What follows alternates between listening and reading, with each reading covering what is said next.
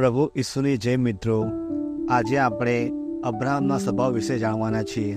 તો મિત્રો, બાઇબલમાં ઉત્પત્તિના ગ્રંથમાં અધ્યાય 23માં આપણે વાંચીને સાંભળી શકીએ છીએ કે અબ્રાહમની પત્ની જે સારા હતી તેના વિશે વાત કરવામાં આવે છે. તેનું અવસાન થાય છે જ્યારે તે 127 વર્ષની હોય છે અને એ જગ્યાનું નામ કનાન દેશમાં આવેલું હેબ્રોન હતું. અને ત્યાં અબ્રાહમ પાસે પોતાની પત્નીને દફનાવવા માટે જગ્યા હોતી નથી. તેથી કરીને ત્યાં રહેતા લોકોને તે ખૂબ જ નમ્ર દિલથી રિક્વેસ્ટ કરે છે કે તેની પત્નીને દફનાવવા માટે એક જગ્યા આપે. પણ જેટલી સારી રીતે વર્તન કરે છે તેટલી સારી રીતે તેના લોકો પણ અબ્રાહમ સાથે તે રીતે વર્તન કરે છે. અને તેના લોકો અબ્રાહમને કહે છે કે તમે તો અમારા મોટા સરદાર જેવા છો, તમારે જે જગ્યા જોઈએ તે લઈ શકો છો, અમારામાંથી કોઈ પણ તમને ના નહીં પાડે. તો પછી આ વાત સાંભળીને અબ્રાહમે તેના લોકોને પ્રણામ કર્યા અને મકપેલાની ગુફા માગી. તો એ ગુફા એફ્રોન નામના વ્યક્તિની હતી. તો તેણે તે ગુફા તો એફ્રોનને આપી, પણ સાથે તેની સાથે જે જમીન હતી તે પણ અબ્રાહમને આપી અને કહ્યું કે તમે ત્યાં તમારી પત્નીને દફનાવી શકો છો.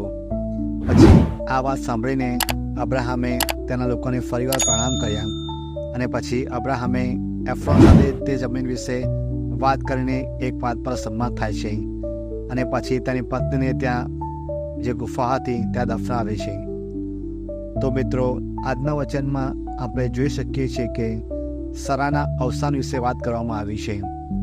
અહીંયા આપણે એક વાત જોવા જેવી છે કે અબ્રાહમ કેટલા નરમ દિલથી, દયાળુ, પ્રેમાળ દિલ સાથે તેના લોકોને રિક્વેસ્ટ કરે છે પોતાની પત્નીને દફનાવવા માટે. આપણે પણ આપણા જીવનમાં આ રીતે નમ્ર, દયાળુ અને નરમ દિલવાળું બનવું જોઈએ. જે વ્યક્તિ બહારથી આટલો સરસ હોય તો અંદરથી તેના દિલમાં તે કેટલો સરસ હશે, તેનો આત્મા કેટલો પવિત્ર હશે.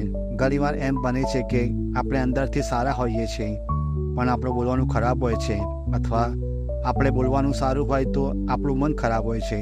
તો મિત્રો, જો આપણે ઈશ્વરમય જીવન જીવવું હશે અને ઈશ્વરના રાજ્યમાં પ્રવેશ કરવો હશે તો આપણે પણ અબ્રાહમ જેવું બનવું પડશે. તે પ્રભુ પરમેશ્વરના સાચા સેવક હતા.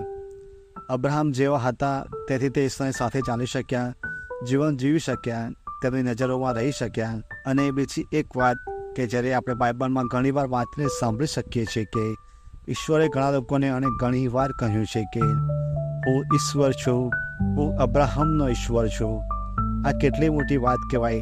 તો આપણે પણ અબ્રાહમ જેવું બનવું જોઈએ. જ્યારે પ્રભુ ઈસુ બીજી વાર આગમન થવાનું છે ત્યારે ભગવાન બીજા કોઈને આપણા નામથી એમ કહે કે હું આ વ્યક્તિનો ભગવાન છું, તો કેવું લાગશે? ભગવાન પણ તેનામાં શ્રદ્ધા રાખશે અને પૂરેપૂરો વિશ્વાસ રાખશે.